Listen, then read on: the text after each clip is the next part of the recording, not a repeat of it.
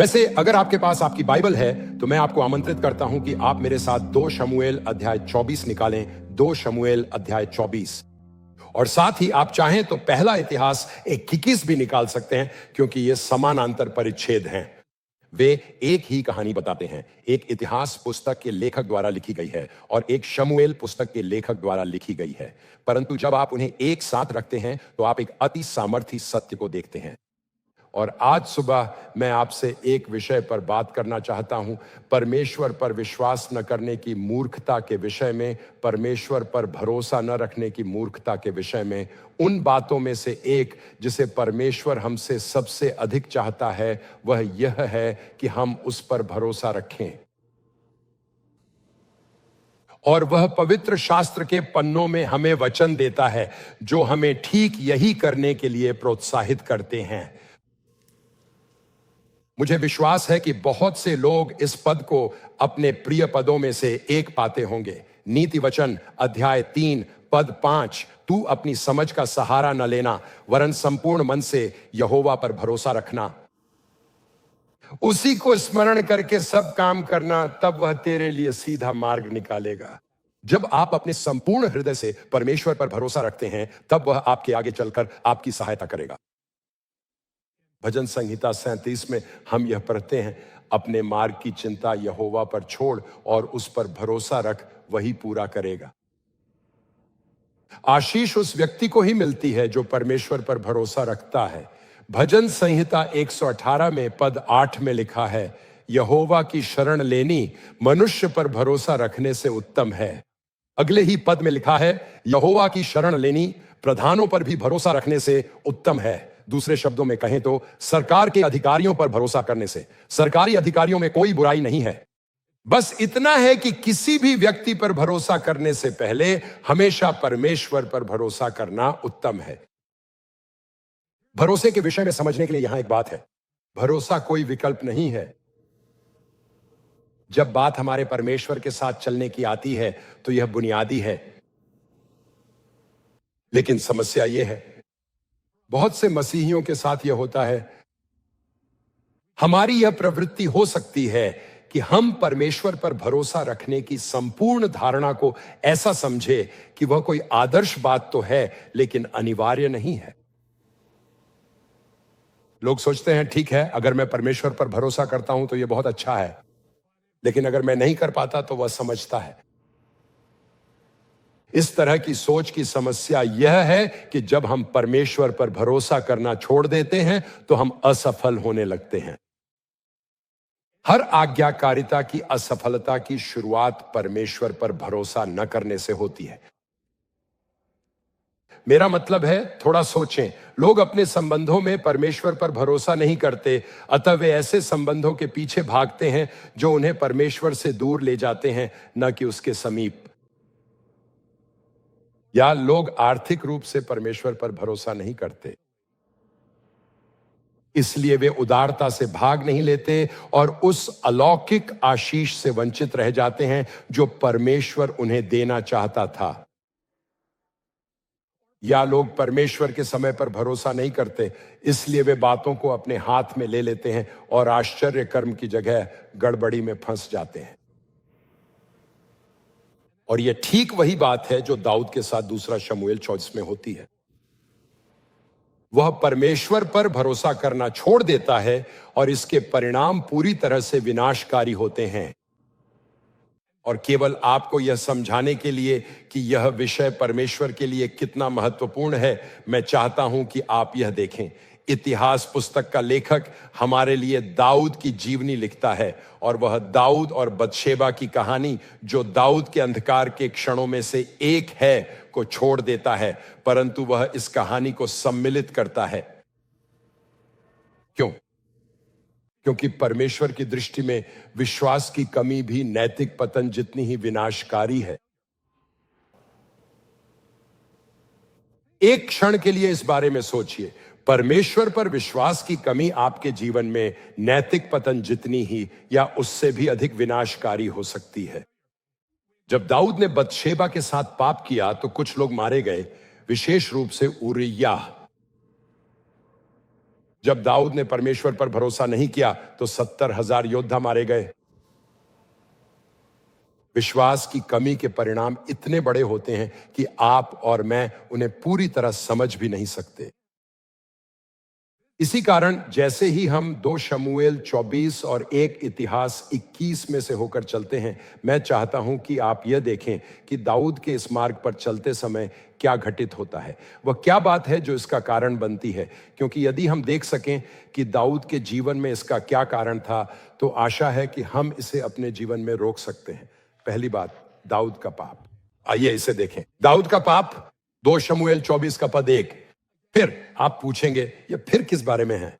हो सकता है कि यह अध्याय 21 में उस समय की ओर इशारा करता हो जब राजा शाऊल ने गिबयोनियों को मार डाला था और इस्राएल की उनके साथ यहोशू के दिनों से चली आ रही शपथ का उल्लंघन किया था। तब यहोवा ने देश पर अकाल भेजा था। हमें निश्चित रूप से नहीं पता कि इसका क्या अर्थ है, लेकिन विद्वानों का सुझाव है कि इसका यही मतलब हो सकता है। यहोवा का कोप इस्राएलियों पर फिर भड़का और उसने दाऊद को उनकी हानि के लिए यह कहकर उभारा, जा और जाकर इस्राएल और यहूदा की गिनती ले। अब जब आप एक इतिहास अध्याय 21 को देखते हैं तो यह इस तरह शुरू होता है। शैतान ने इस्राएल के विरुद्ध उठकर दाऊद को उकसाया कि इस्राएलियों की गिनती ले। हमें इन दोनों भिन्नताओं को कैसे समझना चाहिए? खैर, इसे देखने के 2 तरीके हैं। पहला तरीका यह है कि परमेश्वर ने शैतान के माध्यम से दाऊद को इस्राएल की गिनती करने के लिए उकसाया था। दूसरे शब्दों में, परमेश्वर सब चीजों पर प्रभुता रखता है और यदि वह चाहे तो अपने उद्देश्यों को पूरा करने के लिए शैतान का इस्तेमाल कर सकता है। डॉक्टर वॉल्टर कैसर, जो एक महान बाइबल विद्वान हैं, वे लिखते हैं, यह इब्री सोच के अनुसार भी सत्य है कि परमेश्वर जो कुछ भी करने की अनुमति देता है वह उसे करता है। इस जनगणना की अनुमति देकर परमेश्वर को इस कार्य को करवाने वाला माना गया है। इब्रानी लोग दूसरे कारणों का निर्धारण करने और उनके सटीक कारण के रूप में श्रेय देने के विषय में अधिक चिंतित नहीं थे। ईश्वरीय विधान के अंतर्गत अंततः हर चीज का श्रेय उसी को दिया जाता था, यानी परमेश्वर को। तो फिर क्यों ना कहा जाए कि उसने ही सबसे पहले यह किया। अतः बहुत से विद्वान ऐसे हैं जो कहते हैं कि इसे देखने का यही सही ढंग है। मैं आपके समक्ष यह बात रखना चाहता हूं कि दाऊद ने एक ऐसी परिस्थिति का सामना किया जिसमें शैतान ने उसे परखा। और मैं यहां आपको एक बात बताना चाहता हूं। जब आप इब्रानी भाषा में अनुवाद करते हैं तो पुराना नियम मुख्य रूप से इब्रानी में लिखा गया था, नया नियम यूनानी में लिखा गया था और फिर अंग्रेजी में अनुवादित किया गया। तो इब्रानी में यह इस तरह पढ़ा जाता है। इब्रानी में इसे 2 तरीकों में से किसी एक तरीके से पढ़ा जा सकता है। कोई था जिसने दाऊद को उनके विरुद्ध उकसाया। परमेश्वर का कोई उल्लेख नहीं है, परमेश्वर द्वारा उन्हें उकसाने का कोई उल्लेख नहीं है। कोई था जिसने दाऊद को उनके विरुद्ध उकसाया, या यह भी पढ़ा जा सकता है क्योंकि किसी एक ने दाऊद को उनके विरुद्ध उकसाया। हमें नहीं पता वह कौन था और इसलिए अनुवादकों ने यह किया है कि उन्होंने कहा ठीक है, यह परमेश्वर था जिसने ऐसा किया। लेकिन मैं आपको यह सुझाव दे रहा हूं कि यह बात मूल पाठ में बिना किसी कारण के कही गई है। मूल पाठ में कहीं भी यह नहीं लिखा है कि परमेश्वर ने ऐसा किया। वास्तव में मैं आपके सामने यह बात रखना चाहता हूं कि यह परिस्थितियां हो सकती थीं, कोई स्थिति हो सकती थी या कोई व्यक्ति हो सकता था जिसके कारण दाऊद ने तत्काल यह अनुभव किया कि अचानक ही उसे इस्राएल की गिनती आरंभ करनी है और उन्हें गिनना आरंभ करना है। पहले इतिहास की पुस्तक कहती है कि शैतान ही था जिसने दाऊद को उकसाया, जिसने दाऊद को घमंड में या भरोसे के अभाव में कार्य करने के लिए और जनगणना करने के लिए परखा। अब सतह पर मैं बस एक क्षण लेना चाहता हूं और इस बारे में बात करना चाहता हूं। सतह पर देखें तो जनगणना करना कोई बड़ी बात नहीं लगती, क्योंकि हमारे यहां तो हर 10 वर्ष में जनगणना होती है और हम जनगणना करते हैं, सरकार करती है कर वसूली, प्रतिनिधित्व और सरकार से मिलने वाले लाभों के वितरण के लिए। यह सब कुछ जनगणना पर आधारित होता है। तो हमारे लिए यह कोई बड़ी बात नहीं है। लेकिन दाऊद के लिए जनगणना करना, जैसा कि हम आगे देखेंगे, वास्तव में उससे कहीं बड़ी बात थी जितना आप और मैं समझ सकते हैं, क्योंकि हम अपने समय की तुलना उसके समय से नहीं कर सकते। यह बिल्कुल अलग समय था। जब दाऊद जनगणना कर रहा था तो यहां जो एक बात हो रही थी वह यह थी कि वह ऐसी चीज गिन रहा था जो उसकी नहीं थी। लोग दाऊद के नहीं थे, वे परमेश्वर के थे। और दूसरी बात, लोगों की गिनती करना, यह परमेश्वर की शक्ति और सुरक्षा पर विश्वास करने से हटकर अपनी खुद की शक्ति पर निर्भर होने की ओर एक बड़ा बदलाव था। यह कहने के स्थान पर कि इससे कोई फर्क नहीं पड़ता कि मेरे विरुद्ध कौन खड़ा होता है, प्रभु मेरी रक्षा करेगा, दाऊद यह कह रहा है, मुझे यह जानकर बहुत बेहतर महसूस होगा कि मेरे पास कितने योद्धा हैं। देखिए यहां क्या हो रहा है। दाऊद यह भूल गया कि परमेश्वर की सुरक्षा मानवीय शक्ति और संख्या पर निर्भर नहीं करती। अब मैं इसे व्यक्तिगत स्तर पर ले आता हूं, क्योंकि हम संख्याओं के संसार में रहते हैं, जहां शक्ति का मतलब सही होना है, जहां संख्या का मतलब ताकत है। तो मैं आपसे यह पूछना चाहता हूं, आप कहां भरोसा करने के स्थान पर गिनती करने के लिए परखे जाते हैं? शायद यह आपका बैंक खाता है। आप जानते हैं कि परमेश्वर ने आपको दशमांश में उस पर भरोसा करने के लिए बुलाया है, लेकिन आपकी गिनती आपको देने से रोकती है। हो सकता है कि यह आपकी क्षमताएं हों। आपने अपनी प्रतिभा, अपने अनुभव और अपनी बुद्धि पर निर्भर रहना आरंभ कर दिया है, और अब आप यह सोचने के स्थान पर कि हे परमेश्वर, मुझे तेरी सहायता चाहिए, आप यह सोच रहे हैं मैं इसे संभाल सकता हूं, इसके बजाय कि परमेश्वर इसे संभालेगा और मुझे उसकी सहायता चाहिए होगी। या हो सकता है कि यह आपके प्रभाव के क्षेत्र में हो और आप परमेश्वर के अनुग्रह से अधिक अपने संबंधों पर भरोसा करते हैं, मानो आपका भविष्य इस बात पर निर्भर करता है कि आप किसे जानते हैं, न कि इस बात पर कि आपको कौन जानता है। देखिए, हम सभी चीजों का इस प्रकार हिसाब लगाना आरंभ कर सकते हैं जिससे परमेश्वर पर भरोसा कम होता है और हमारा आत्मविश्वास बढ़ता है, या हम अपना आत्मविश्वास उन क्षेत्रों पर रख देते हैं जो कभी भी हमारे विश्वास की नींव होने के लिए नहीं थे। दाऊद ने सोचा कि गिनती करने से वह सुरक्षित हो जाएगा, लेकिन मैं आपको केवल यह याद दिला दूं, आप जितना अधिक गिनती करते हैं उतना ही कम भरोसा रखते हैं। बजट महत्वपूर्ण है, योजना महत्वपूर्ण है, लेकिन जब संख्याएं आपकी सुरक्षा का स्रोत बन जाती है, तब आपने विश्वास को सूत्रों के लिए बेच दिया है और यह आपके परमेश्वर पर भरोसे को नष्ट कर देगा। और इस समस्या का मूल, मैं चाहता हूं कि आप इसे देखें, आत्मिक युद्ध पर आधारित था। दाऊद के भीतर शैतान। मैं चाहता हूं कि आप इसके विषय में एक क्षण सोचें। यह दाऊद है, वह परमेश्वर के मन के अनुसार एक व्यक्ति है। शैतान अत्यंत चतुर है, वह अत्यंत धूर्त है। याद कीजिए, जब यीशु और पतरस आपस में बात कर रहे थे और पतरस ने कहा, यीशु तुझे क्रूस पर चढ़ने की जरूरत नहीं है, और यीशु ने पतरस की ओर मुड़कर कहा, शैतान दूर हट। उसे उस क्षण में पता चल गया था कि शैतान पतरस की सोच पर हावी हो गया है और पतरस के मुंह में शब्द डाल रहा है। अगर वह पतरस के साथ ऐसा कर सकता है तो यही ठीक यहां हो रहा है। क्या आप समझते हैं कि शैतान आपके मन में इच्छाएं डाल सकता है और फिर आपके मन में ऐसे विचार ला सकता है जो उन इच्छाओं को सही ठहराते हैं? मेरा मतलब है, आप यह नया नियम में देखते हैं, तो चलिए मान लेते हैं हम नए नियम के समय में हैं।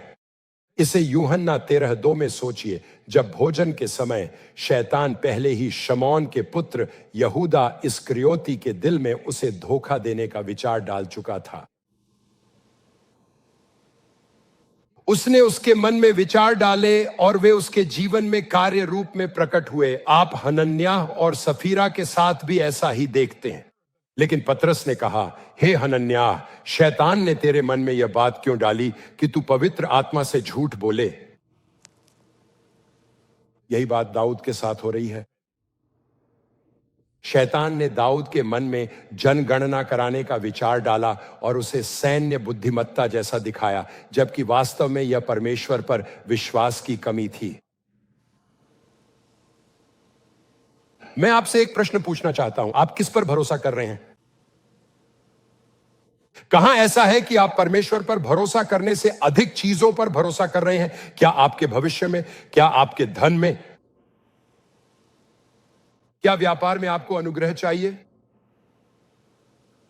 क्या आप समझते हैं कि शैतान आपके परमेश्वर पर भरोसे को कमजोर करने के लिए चतुराई से कार्य कर रहा है? आपको सावधान रहना होगा कि आप अपने मन में किन विचारों को आने देते हैं, क्योंकि जो बात शत्रु आपके मन में बो सकता है, उसे वह आपके जीवन में उत्पन्न कर सकता है। किसी विचार पर अमल करने से पहले आपके लिए अच्छा होगा कि आप उसके स्रोत का पता लगाएं। उदाहरण के लिए आपको खुद से पूछना चाहिए, क्या यह विश्वास बोल रहा है या डर बोल रहा है? आपको खुद से पूछना चाहिए, क्या यह बाइबल की बुद्धि बोल रही है या चिंता बोल रही है? दाऊद यह प्रश्न नहीं पूछता, और दाऊद एक ऐसा निर्णय लेता है जिसका विनाशकारी प्रभाव उस पर और उसकी प्रजा पर पड़ता है। आइए इसे देखें। दूसरा शमूएल 24 अध्याय पद 2। तब दाऊद ने योआब और प्रजा के हाकिमों से कहा, तुम जाकर बेरशेबा से लेकर दान तक इस्राएलियों की गिनती लेकर मुझे बताओ कि मैं जान लूं कि वे कितने हैं। लेकिन योआब ने राजा से कहा, यहोवा की प्रजा कितनी ही क्यों न हो, वह उसको 100 गुना बढ़ा दे, परंतु मेरा प्रभु ऐसी बात क्यों चाहता है? मैं चाहता हूं कि आप यह देखें, योआब जानता है कि क्या ठीक है और क्या गलत। अगर योआब जानता है, और योआब तो कोई सद्गुणों का आदर्श भी नहीं है, तो दाऊद को तो जरूर पता होना चाहिए था। वह कहता है, मेरे प्रभु राजा की आंखें इसे देखें। परंतु राजा, मेरा प्रभु ऐसी बात क्यों चाहता है? फिर भी राजा का आदेश योआब पर भारी पड़ा। तो ऐसा लगता है परमेश्वर योआब को भेज रहा है या योआब से दाऊद का ध्यान आकर्षित कर रहा है। दाऊद नहीं सुन रहा। मुझे विश्वास है कि परमेश्वर हमारे जीवन में भी ऐसा करता है। वह हमारे पास लोगों को भेजता है। दाऊद के मामले में योआब कोई भविष्यद्वक्ता नहीं है, लेकिन वह एक मित्र है और उसकी पहुंच भी है। और मुझे विश्वास है कि कई बार परमेश्वर कई तरीकों से बोलता है। परमेश्वर अपने वचन के माध्यम से बोलता है। परमेश्वर वचन के प्रचार के माध्यम से बोलता है। परमेश्वर उस शांत धीमी आवाज और हमारे हृदय के द्वारा बोलता है।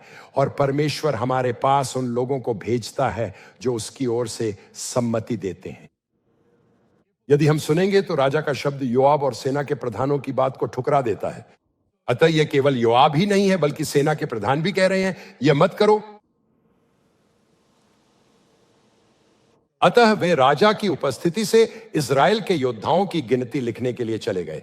आप उन पदों में आगे पढ़ते हैं और पाते हैं कि इसमें 9 महीने और 20 दिन लगते हैं, और योआब बिन्यामीन के गोत्र को छोड़ देता है और वह लेवियों को छोड़ देता है, क्योंकि जो बात दाऊद उसे करने के लिए कह रहा है, योआब निश्चित रूप से जानता है कि वह गलत है। एक इतिहास 21 का पद 6 में हम यह पढ़ते हैं, परंतु इनमें योआब ने लेवी और बिन्यामीन को न गिना, क्योंकि वह राजा की आज्ञा से घृणा करता था।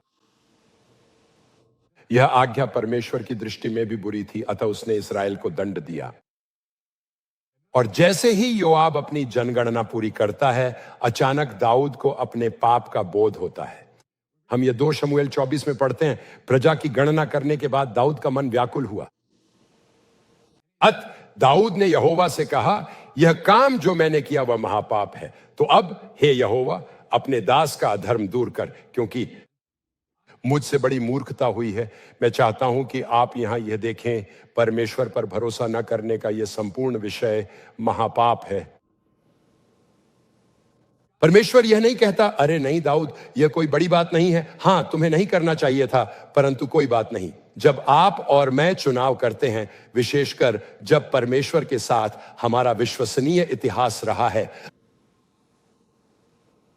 क्या परमेश्वर ने आपका साथ दिया है? क्या कभी ऐसा समय आया जब आपने देखा कि वह आपके साथ रहा? मैं आपसे कहूंगा, आप परमेश्वर के साथ तब तक बहुत देर तक नहीं चलेंगे जब तक आप उसे आपकी स्थिति में आपके पास आते और आश्चर्य कर्म करते हुए ना देख लें। वह एक ऐसा परमेश्वर है जिसे यह करना अच्छा लगता है।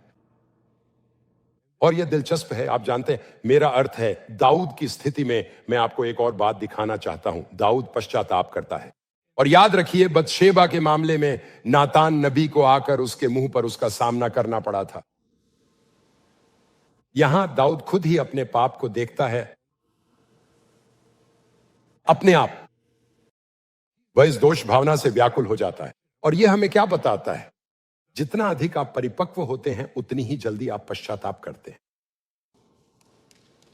आप किसी की प्रभु में परिपक्वता को यह देखकर बता सकते हैं कि वह कितनी शीघ्रता से पश्चाताप करता है। आप जितना अधिक परमेश्वर को जानते हैं उतनी ही तेजी से आपका हृदय पाप को पहचानता है, उससे छुटकारा पाता है और पश्चाताप करता है। यह दाऊद है। तो हमने उसका पाप देखा है। अब मैं चाहता हूं कि आप उसके चुनाव पर ध्यान दें। आइए पद 11 देखें। सवेरे जब दाऊद उठा तब यहोवा का यह वचन गाद नामक नबी के पास, जो दाऊद का दर्शी था, पहुंचा।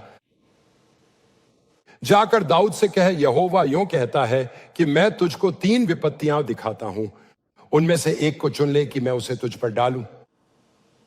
तब गाद ने दाऊद के पास जाकर उससे कहा, या तो 3 वर्ष का अकाल पड़े, या 3 महीने तक तेरे विरोधी तुझे नष्ट करते रहें और तेरे शत्रुओं की तलवार तुझ पर चलती रहे, या 3 दिन तक यहोवा की तलवार चले, अर्थात मरी देश में फैले। अब सोच विचार कर कि मैं अपने भेजने वाले को क्या उत्तर दूं। तो दाऊद के पास यहां 3 विकल्प हैं। पहला विकल्प है अकाल।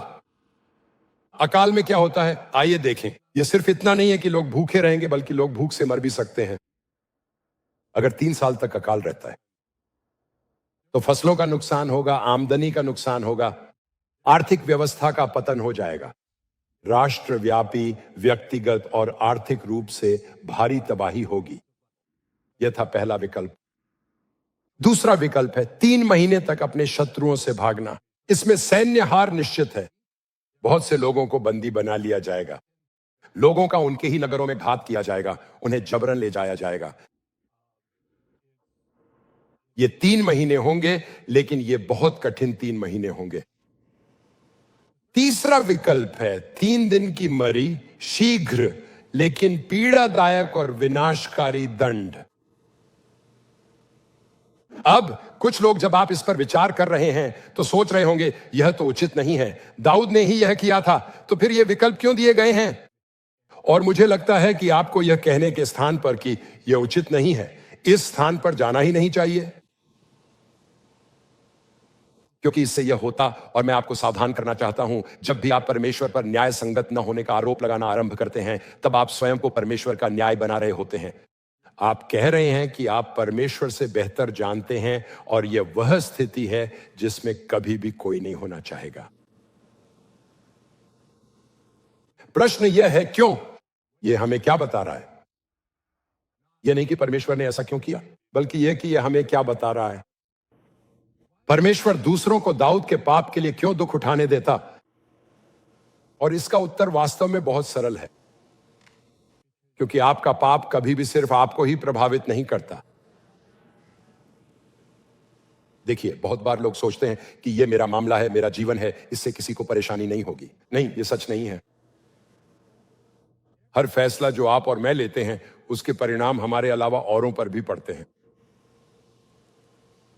जब पाप की बात आती है तो कोई भी ऐसा अपराध नहीं होता जिसका कोई पीड़ित ना हो। माता पिता, आप समझते हैं, अगर आप पाप करते हैं तो उसकी कीमत आपके बच्चों को चुकानी पड़ती है। जो काम हम करते हैं, जिन बातों को हम अपने जीवन में आने देते हैं, और आप में से कुछ लोग दुख से बहुत उलझन में हैं, क्योंकि आप सोचते हैं कि चूंकि कोई नहीं जानता इसलिए इसका किसी पर प्रभाव नहीं पड़ेगा, और आप इससे बच निकल रहे हैं, और यह बात सच नहीं है। यह कहानी एक स्पष्ट यादगारी है कि हमारा पाप सदैव उससे अधिक घातक होता है जितना हमने समझा था, और यह एक ऐसा भंवर उत्पन्न करेगा जो हमारे नियंत्रण से परे चला जाएगा। 2 शमूएल 24:14 में दाऊद ने गाद से कहा, मैं बड़े संकट में हूं, हम यहोवा के हाथ में पड़े, क्योंकि उसकी दया बड़ी है। इब्रानी भाषा में उसकी दया अपरंपार है। परंतु मनुष्य के हाथ में मैं न पड़ूंगा। पहले 2 दंड का मतलब होता कि उसे लोगों की दया पर निर्भर रहना पड़ेगा। आप जानते हैं जब आर्थिक संकट आता है तो क्या होता है? क्या होता है? कुछ लोग आर्थिक रूप से उस स्थिति का सामना कर पाएंगे। जब आप शत्रु से लड़ते हैं तो क्या होता है? दाऊद कहता है, मैं लोगों की दया के बजाय परमेश्वर की दया पर अधिक भरोसा करता हूं। और इसमें जो चौंकाने वाली बात है वह यह है जो दाऊद जानता है। वह जानता है कि परमेश्वर अनंत रूप से भला है। यह बहुत दिलचस्प है। वह दंड का सामना कर रहा है, लेकिन वह कहता है, क्या तुम्हें पता है, मुझे विश्वास है कि जिस परमेश्वर की मैं सेवा करता हूं और जिसे मैंने जाना है, उसके हृदय और उसके स्वभाव में दया है और वो उसे दंडित करेगा लेकिन उसे छोड़ भी देगा। मैं आपसे पूछना चाहता हूं, क्या आप परमेश्वर को इसी दृष्टि से देखते हैं कि वह दयालु है? सच कहूं तो हमारी यह प्रवृत्ति है कि हम कभी कभी परमेश्वर की दया को एक अपवाद के रूप में देखते हैं जिसे परमेश्वर प्रदान करता है, न कि एक चरित्र के गुण के रूप में जो उसमें है। और मैं यह नहीं कह रहा हूं कि परमेश्वर पाप का दंड नहीं देता, उसे पाप का दंड अवश्य देना होगा, अन्यथा वह न तो न्यायी है और न ही दयालु। लेकिन मैं मानता हूं कि बहुत से लोग खुद को 2 में से किसी एक स्थान पर पाते हैं धार्मिक दृष्टि से, और दोनों ही बाइबल के अनुसार सही नहीं हैं। या तो वे परमेश्वर को क्रोधित, धर्मी और दंड देने के लिए तैयार मानते हैं, या वे परमेश्वर को इतना प्रेम से भरा हुआ मानते हैं कि वह किसी को दंड देने की हिम्मत नहीं करेगा। दाऊद सही है। दाऊद जानता है कि परमेश्वर पाप का दंड देता है। वह जानता है और भरोसा करता है कि परमेश्वर दंड देते समय दयालु रहेगा और अंत में दया न्याय पर विजय पाएगी। तो तीसरी बात, दाऊद का बलिदान। हमने उसका पाप देखा, हमने उसका चुनाव देखा, अब दाऊद का बलिदान। इसे पहला इतिहास 21 के 15वें पद में देखिए। परंतु जब दूत ने यरूशलेम का नाश करने को उस पर अपना हाथ बढ़ाया, पर जब दूत ऐसा कर रहा था तब यहोवा ने इसे देखा और वह विपत्ति डालकर शोकित हुआ और उसने प्रजा का नाश करने वाले दूत से कहा, बस कर, अब अपना हाथ खींच। यहोवा का दूत उस समय अरोना नामक एक यबूसी के खलिहान के पास खड़ा हुआ था। कुछ अनुवादों में इस स्थान का इब्रानी नाम ओर्नान भी बताया गया है। यबूसी। यहां एक दिलचस्प बात है, प्रभु का दूत देहधारण से पूर्व मसीह है, वह यीशु है, और वह वहां खड़ा है। एक दूत है जो यरूशलेम का न्याय कर रहा है। लेकिन मैं चाहता हूं कि आप यहां 2 बातों पर ध्यान दें। सबसे पहले मैं चाहता हूं कि आप उस भावना पर ध्यान दें जो यहोवा ने महसूस की। वह दुखी हुआ, उसने शोक महसूस किया। मैं चाहता हूं कि आप समझें कि परमेश्वर आपकी पीड़ा से अनजान नहीं है। कभी कभी हम सोचते हैं, हे परमेश्वर, तू मुझे देखता है लेकिन तू समझता नहीं है।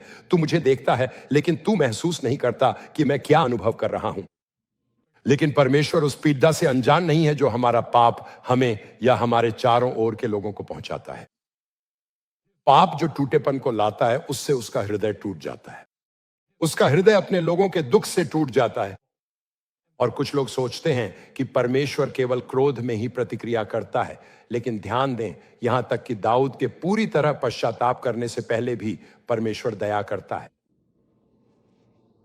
दूसरी बात जो मैं चाहता हूं कि आप ध्यान दें, वह यह है कि दूत इस खलिहान पर खड़ा है और यहां जो होने वाला है वह सुंदर भी है और शक्तिशाली भी, कि परमेश्वर दंड के स्थान को दया के स्थान में बदलने जा रहा है, क्योंकि यही वह खलिहान है जहां सुलेमान का मंदिर बनेगा। यह मंदिर का पहाड़ है, यह वही स्थान है जहां आज रॉक का गुंबद है। फिर से एक इतिहास 21 और 16 में चलें। दाऊद ने आंखें उठाकर देखा कि यहोवा का दूत हाथ में खींची हुई और यरूशलेम के ऊपर बढ़ाई हुई एक तलवार लिए हुए आकाश के बीच खड़ा है। तब दाऊद और पुरनिये टाट पहने हुए मुंह के बल गिरे। मेरा मतलब है, देह धारण से पूर्व मसीह को देखकर यही उपयुक्त प्रतिक्रिया है। जब यशायाह ने उसे यशायाह अध्याय 6 में देखा तो वह चिल्लाया, हाय मुझ पर, मैं नष्ट हो गया हूं। यही वह कह रहा था। एक उपयुक्त प्रतिक्रिया वही है जो दाऊद और पुरनिये करते हैं। वे विस्मय और भय से मुंह के बल गिर पड़ते हैं, पूरी तरह से डरे हुए। पद 17 में, तब दाऊद ने परमेश्वर से कहा, जिसने प्रजा की गिनती लेने की आज्ञा दी थी, वह क्या मैं नहीं हूं? और इसके परिणाम स्वरूप महामारी में 70,000 योद्धा मारे गए। मैं ही वह हूं जिसने पाप किया और गलत काम किया। ये तो केवल भेड़े हैं, इन्होंने क्या किया है? इसलिए है मेरे परमेश्वर यहोवा, तेरा हाथ मेरे पिता के घराने के विरुद्ध हो, परंतु तेरी प्रजा के विरुद्ध न हो। आप जानते हैं यह दिलचस्प है, क्योंकि होता यह है कि दाऊद पश्चाताप करता है, परमेश्वर क्षमा करता है और तुरंत दाऊद को आराधना के लिए बुलाया जाता है। अक्सर जब लोगों को क्षमा मिलती है तो वे सोचते हैं कि उसके बाद उन्हें परमेश्वर के पास बहुत सावधानी से रहना चाहिए। आप सोचते हैं, ठीक है, आप जानते हैं मेरा मतलब है, क्योंकि आप में से कुछ लोग जब आप यहां आते हैं तो वह पाप जो आपने शायद सालों पहले किया था, आप खुद को अपने हाथ उठाने योग्य नहीं मानते। आप ऐसा महसूस नहीं करते, आप इस योग्य महसूस नहीं करते कि आगे आकर किसी को आपके चंगा होने के लिए प्रार्थना करने दें। आप निश्चित नहीं हैं कि परमेश्वर आपकी प्रार्थना का उत्तर देगा। आप चीजों के लिए नहीं मांगते क्योंकि आप नहीं सोचते कि आप उनके योग्य हैं, और परमेश्वर इसे ऐसे नहीं देखता। इतना गंभीर पाप, और परमेश्वर उसे क्षमा कर देता है और उसे अपने पास आने के लिए आमंत्रित करता है। मैं नहीं जानता कि आपने क्या किया है, मैं नहीं जानता कि आप कहां रहे हैं, परंतु यदि आपने परमेश्वर से क्षमा मांगी है, यदि आप उससे सुन रहे हैं, तो जो शब्द आप सुन रहे हैं वे हैं, मेरे पास आ जाओ, जितना निकट आ सकते हो आओ, मैं तुमसे प्रेम करता हूं। ऐसा नहीं है कि मैं तुम्हें खुद से दूर रखना चाहता हूं, मैं तुम्हारी सहायता नहीं करना चाहता, मैं तुम्हें चंगा नहीं करना चाहता, मैं उस प्रार्थना का उत्तर नहीं देना चाहता। परमेश्वर इस तरह काम नहीं करता। पद 18, और प्रभु के दूत ने गाद को आदेश दिया कि वह दाऊद से कहे कि वह ऊपर जाकर एक वेदी बनाए। यही बात है। यह कितना अद्भुत है। अरोना यबूसी के खलिहान पर दाऊद यहोवा के उस वचन के अनुसार जो उसने यहोवा के नाम से कहलवाया था वहां गया। और जब अरोना गेहूं झाड़ रहा था, उसने मुड़कर दूत को देखा। उसके साथ उसके 4 पुत्र थे जो छिप गए। यह मुझे अद्भुत लगता है कि उसके 4 बेटे छिप रहे हैं और यहां प्रभु का दूत है, जिसके कारण दाऊद और पुरनिये अपने मुंह के बल गिर जाते हैं और यह आदमी बस अपना गेहूं झाड़ता जा रहा है। आप सोचेंगे तुम्हारे साथ कुछ गड़बड़ है दोस्त। फिर दाऊद पास आया और जब अरौना ने उसे देखा तो वह खलिहान छोड़कर दाऊद के सामने भूमि पर मुंह के बल झुक गया।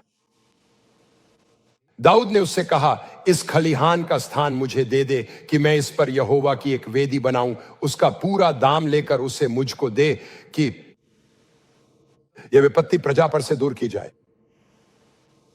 अरौना ने दाऊद से कहा, इसे ले ले, मेरे प्रभु राजा को जो अच्छा लगे वही करे। देख, होम बलि के लिए तो बैल है और दावने के हथियार और बैलों का सामान ईंधन का काम देंगे। मैं यह सब कुछ तुझे दूंगा। अब मैं यहां थोड़ी देर रुकना चाहता हूं क्योंकि वह बहुत उदार मनुष्य लगता है, लेकिन आपको उस समय के मध्य पूर्व को समझना होगा और आज भी ऐसा ही है। यह ठीक वैसा ही है जैसा तब हुआ था जब अब्राहम को सारा के लिए कब्र खरीदनी थी। जब उसकी पत्नी का निधन हो जाता है तो वह हित्तियों के पास जाता है और कहता है, सुन, मुझे मकपेला की गुफा, उससे जुड़ी भूमि और उस पर लगे 40 पेड़ बेच दो और जो उसका स्वामी है उससे बात करो। वह कहता है, अरे तेरे और मेरे बीच ये क्या है, तू बस इसे ले लो।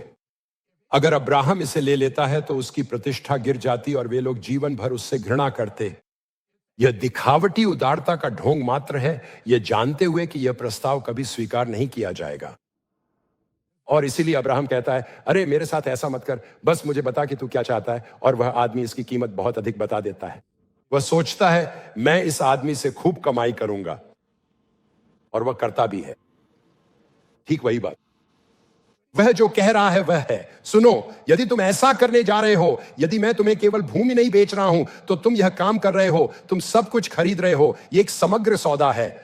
अगर तुम मेरा घर खरीद रहे हो तो तुम मेरा फर्नीचर, मेरी बागवानी की पाइपें, मेरी हर चीज खरीद रहे हो, जो भी मेरे पास है, यही सौदा है यहां। वह इस मौके को बड़ा बनाने का मौका देखता है। और दाऊद, उसके पास कोई कैलकुलेटर नहीं है, और वह यह नहीं कह रहा कि यहां उचित बाजार मूल्य क्या है। लेकिन राजा दाऊद ने अरौना से कहा, नहीं नहीं, मैं अवश्य इसका पूरा दाम ही देकर इसे मोल लूंगा। जो तेरा है उसे मैं यहोवा के लिए नहीं लूंगा, और न सेंत मेंत का होम बलि चढ़ाऊंगा। तब दाऊद ने उस स्थान के लिए ओरनान को 600 शेकेल सोना तौल दिया। यह $68,000 है, एक ऐसे भूमि के टुकड़े के लिए जो 1 एकड़ से थोड़ा सा ज्यादा है। कोई मोल भाव नहीं, वह यह कह रहा है, देखो, दाऊद कोई मोल भाव नहीं करेगा, क्योंकि वह जो कर रहा है उसे एक ऐसे स्थान के रूप में देखता है जहां परमेश्वर की आराधना की जाएगी। और मैं परमेश्वर पर कंजूसी नहीं करूंगा, और मैं उसे कुछ ऐसा नहीं दूंगा जिसमें मेरा कोई मूल्य न लगा हो, क्योंकि परमेश्वर को देने का एक भाग वह बलिदान है जो यह कहता है कि मेरा संपूर्ण हृदय इसमें है। वह यही कह रहा है। तब दाऊद ने वहां यहोवा की एक वेदी बनाई और होम बलि और मेल बलि चढ़ाकर यहोवा से प्रार्थना की, और उसने होम बलि की वेदी पर स्वर्ग से आग गिराकर उसकी सुन ली। मेरा मतलब है, क्या आप कल्पना कर सकते हैं? तो वह यह वेदी बनाता है, बलिदान चढ़ाता है, और अचानक स्वर्ग से आग नीचे आती है और बलिदान को भस्म कर देती है। ऐसा बहुत ही कम बार होता है। यहां एक दिलचस्प बात है, ऐसा लेव्य व्यवस्था के अध्याय 9 में होता है, जब वे तंबू का अभिषेक करते हैं। वे एक बलिदान चढ़ाते हैं, स्वर्ग से आग आती है और उसे भस्म कर देती है। यह परमेश्वर का यह कहने का तरीका है कि मैं इससे बहुत प्रसन्न हूं। यह यहीं सुलेमान के मंदिर के भविष्य के स्थान पर भी होगा। 2 इतिहास 7:1 में जब सुलेमान मंदिर के पूरा होने के बाद वेदी पर बलिदान चढ़ाता है, तो सबके सामने स्वर्ग से आग नीचे आती है और उसे भस्म कर देती है। फिर यहोवा ने दूत से कहा, और उसने अपनी तलवार को म्यान में रख लिया। अब यह हमसे क्या कह रहा है? मैं इसे 3 अलग अलग क्षेत्रों में लागू करना चाहता हूं। पहला, परमेश्वर किसी भी स्थिति को पलटने में सक्षम है। वह किसी भी स्थिति में छुड़ा सकता है। आप में से कुछ लोग आज यहां आए हैं और आप एक बहुत बड़ी उलझन में फंसे हुए हैं। यह पारिवारिक स्थिति हो सकती है, यह आर्थिक स्थिति हो सकती है, यह शारीरिक स्थिति हो सकती है, यह भावनात्मक स्थिति हो सकती है। लेकिन हालात बुरे से बदतर हो गए हैं और आप इसे देख रहे हैं और आपको बिल्कुल भी कोई रास्ता नहीं दिख रहा है। और यह कहानी हमें बताती है कि वह परमेश्वर जो सब कुछ से ऊपर है और आपको आपकी कल्पना से भी अधिक प्रेम करता है, वह आपको एक नया मोड़ दे सकता है और आपको यहां से वहां पहुंचा सकता है। वह वही परमेश्वर है जो यह करता है, और यह अध्याय इसे सिद्ध करता है। यह अध्याय घमंड से शुरू होता है और यह विनम्रता पर समाप्त होता है। परमेश्वर आपके आसपास के लोगों के मनों को बदल सकता है। यह अध्याय शैतान द्वारा दाऊद को पाप के लिए उकसाने से शुरू होता है और परमेश्वर द्वारा वेदी बनाने का निर्देश देने और स्वर्ग से आग गिरने पर समाप्त होता है। देखिए, शैतान की बुराई को परमेश्वर ने भलाई में बदल दिया। क्या आप समझते हैं परमेश्वर इसे पलट सकता है?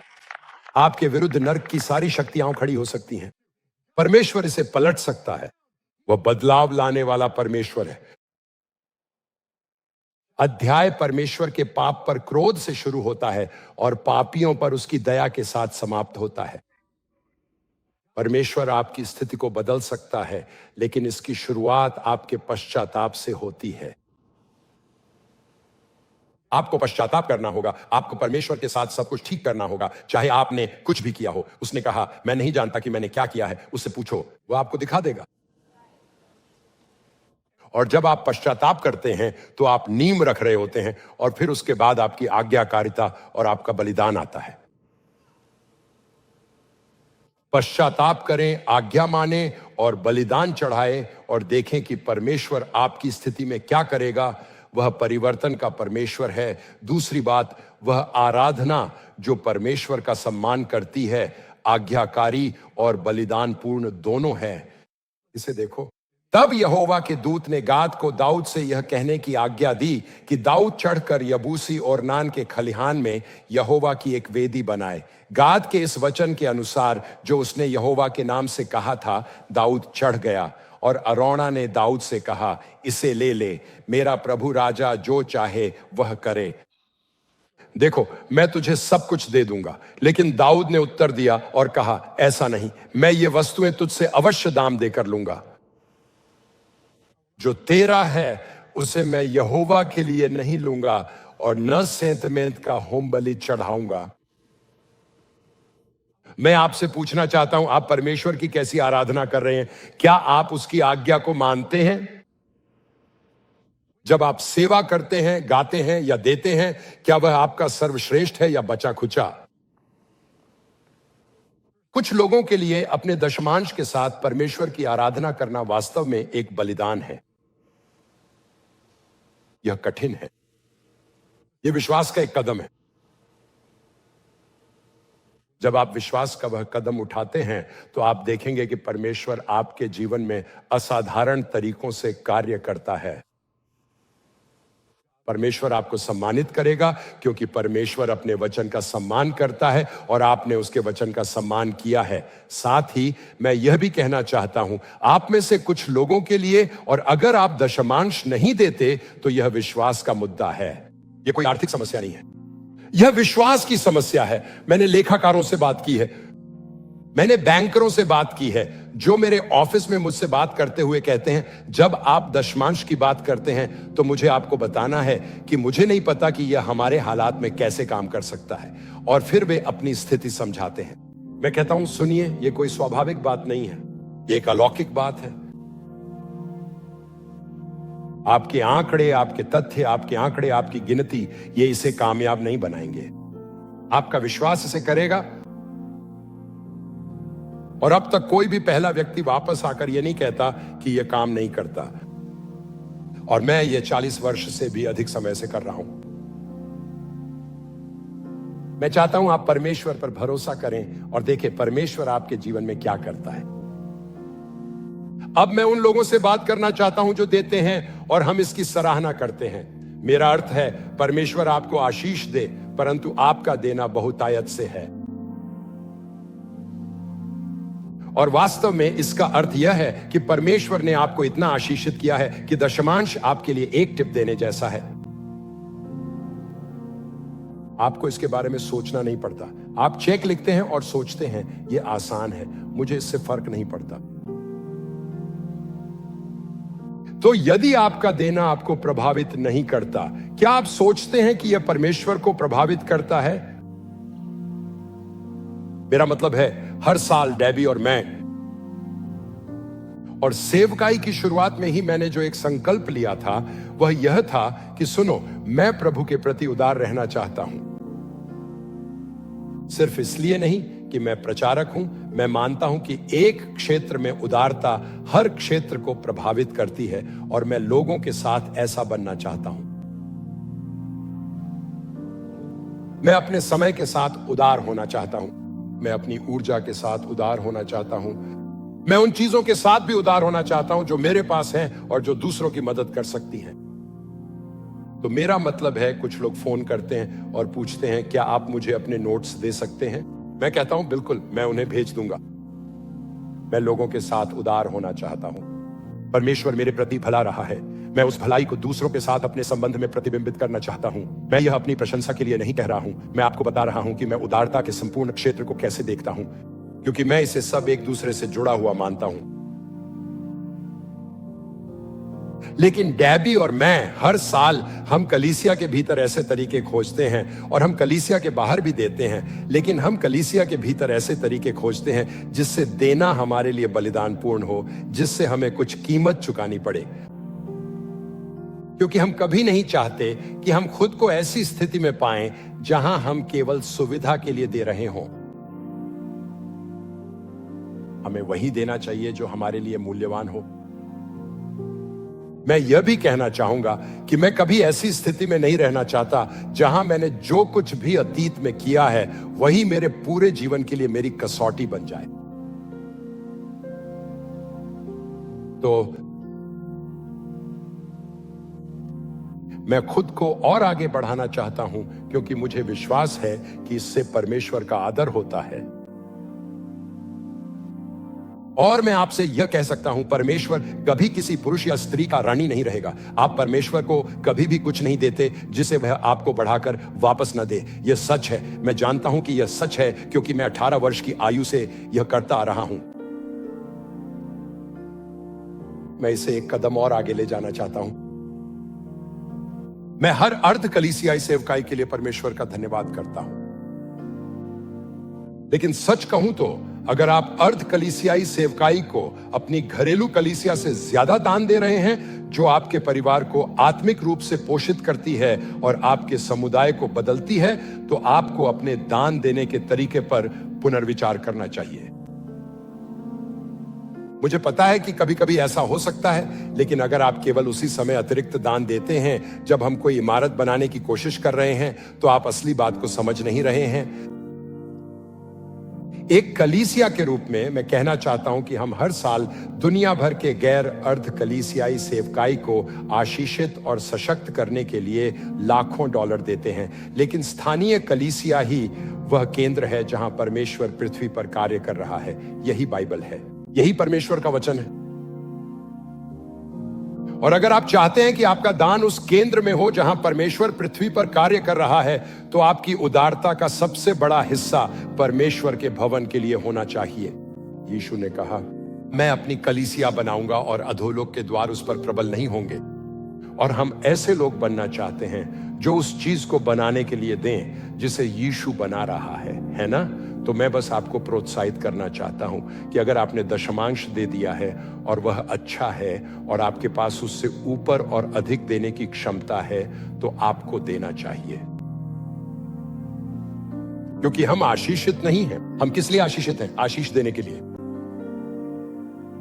हम सिर्फ इसलिए आशीषित नहीं हैं कि हमारे पास अधिक हो या हम अधिक पाएं। हम आशीषित हैं ताकि हम अधिक दे सकें।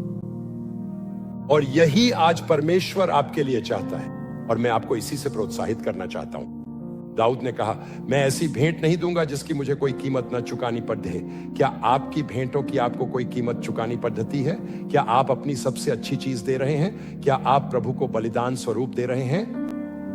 तीसरी बात, पश्चाताप दंड से बचने और आशीष का अनुभव करने की कुंजी है। यहां जो घटित होता है वह यह है, दाऊद पश्चाताप करता है, उसे क्षमा किया जाता है, और फिर वह आज्ञा मानना और प्रभु के प्रति बलिदान पूर्ण आराधना में चलना आरंभ करता है। मेरा अर्थ है, इसे बलिदान इसलिए कहा जाता है क्योंकि यह एक बलिदान है ना? अतः वह प्रभु को बलिदान पूर्वक दे रहा है, और जैसे ही वह ऐसा करता है, वह परमेश्वर की आशीष का अपने जीवन में ऐसे अनुभव करेगा जैसे उसने पहले कभी नहीं जाना था। मैं चाहता हूं कि आप इस बारे में सोचें। दाऊद के जीवन में 3 महत्वपूर्ण मोड़ आते हैं। एक समय वह है जब उस पर आत्मा का अभिषेक होता है और वह दैत्य को मार देता है। एक समय वह है जब दाऊद बतशेबा के साथ पाप करता है। यह उसके जीवन का एक महत्वपूर्ण मोड़ है। और फिर वह समय आता है जब यह सब होता है और परमेश्वर दाऊद के पापपूर्ण कार्य को लेकर उसे उससे छुड़ाता है। और अब दाऊद अपने जीवन के एक स्वर्णिम युग में प्रवेश करता है, जहां परमेश्वर की आत्मा वास्तव में उसे बताता है कि मंदिर के विषय में क्या करना है। उसे कैसे बनाना है, उसे कैसा दिखना चाहिए, उसे किससे बनाना है, और वास्तव में परमेश्वर के शब्द से उसे मंदिर के लिए नक्शे देता है। मैं कल्पना नहीं कर सकता कि उससे अधिक परमेश्वर के निकट और कौन हो सकता है। और मैं केवल यह कह रहा हूं कि आप में से कुछ के लिए आज कुंजी यह नहीं होगी कि यहां से बाहर जाकर कहें, हां आप जानते हैं मैं परमेश्वर पर उस तरह भरोसा नहीं रख रहा हूं जैसा मुझे रखना चाहिए, तो मैं अब उस पर काम करूंगा। इससे आपको कहीं भी पहुंचने वाला नहीं है। अगर आप परमेश्वर पर वैसे विश्वास नहीं कर रहे थे तो इसे उसी पाप के रूप में पहचाने जो यह है, और आपको पाप के साथ वैसे ही निपटना होगा जैसे पाप के साथ निपटा जाना चाहिए। आपको पश्चाताप करना होगा। आपको इसे परमेश्वर के सामने मानना होगा और कहना होगा, हे परमेश्वर, मैं तुझसे क्षमा मांगता हूं कि मैंने तुझ पर वैसे विश्वास नहीं किया जैसा मुझे करना चाहिए था, और मैं तुझसे प्रार्थना करता हूं कि तू इसे अलग तरीके से करने मेरी सहायता कर। और मैं आपसे यह वादा कर सकता हूं, परमेश्वर आपको चुनौती देगा, वह आपके हृदय से बात करेगा। क्या आप उसकी आज्ञा मानेंगे या नहीं? क्योंकि अगर आप नहीं मानते तो आप उस पर विश्वास नहीं करते।